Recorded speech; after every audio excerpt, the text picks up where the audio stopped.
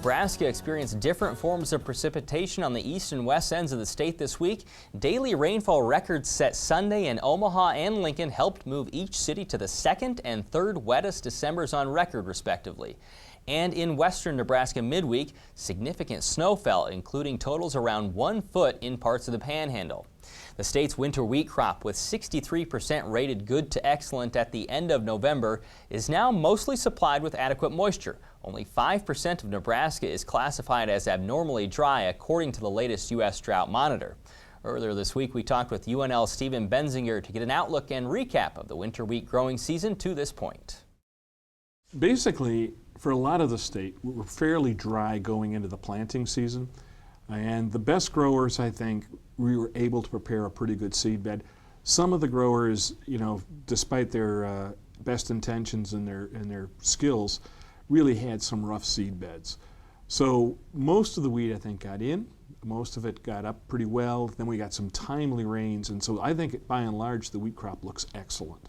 But there are a few spots where the ground was rough. I had a hard time getting it in properly. There was enough moisture, the crop germinated, and the rain came a little bit late, and so it dried up and died. So there's going to be some, not a lot, but there's going to be some in Nebraska that was harmed by the drought. As you start to see it coming out in the spring, what are some things to look forward to? Well, I think that's a great question, because the way the fall has set us up, in general, I think most of us have enough moisture, okay, but it's been warm. Now, there's a number of things that can happen due to that. The first one is, till you have a killing freeze, you're always liable to have Hessian fly. But I think the freeze came about not too late, but so there could be some Hessian fly. And you'll see that as green, very dark green, stunted plants in the spring, and then they'll be rosetted, they won't grow up. The other one that I think we'll see in the east with a warm fall, and if you plant it on time, if you plant late, you tend to miss it, but if you plant it on time with a warm fall, soil-borne mosaic virus is transmitted by a root fungus, and the fungus stays active longer in warm soils. So we may see a higher level of soil-borne mosaic virus than what we have normally seen. What did a warm fall in that western part of the state do? Well, the disease that I would be worried about there is wheat streak mosaic virus, because the mite may have still been active longer than normal. The mite's everywhere, and it vectors the disease or carries the disease.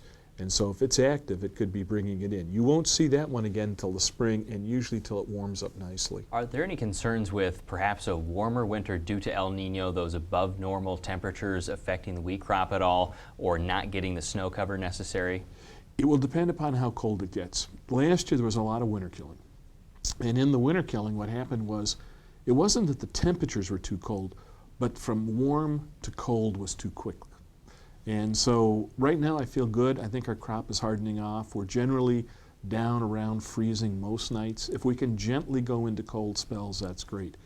What I would worry about is if we had, in December, a few 80-degree days followed by some 10 above degree days, that would really hurt us. What were some of the disease problems that growers faced last year that they really had a hard time getting a handle on? Well, the biggest one in the east by far was Fusarium head blight or scab. And that's one with, it happened, we had continuous rain basically from May 1st to June 15th. In the east, we normally flower around May 20th, maybe a little earlier in the very southeast corner, a little later. And so we were just wet the whole flowering period. So A, it would be hard to put a fungicide on. B, the price of wheat was $4 a bushel. You're not sure you could afford it. Everybody who sprayed ended up making money by the spray. And you also have to be very good about what spray you use. Some fungicides are very effective against Fusarium head blight, some not so much, and some actually enhance the mycotoxin that comes with the disease.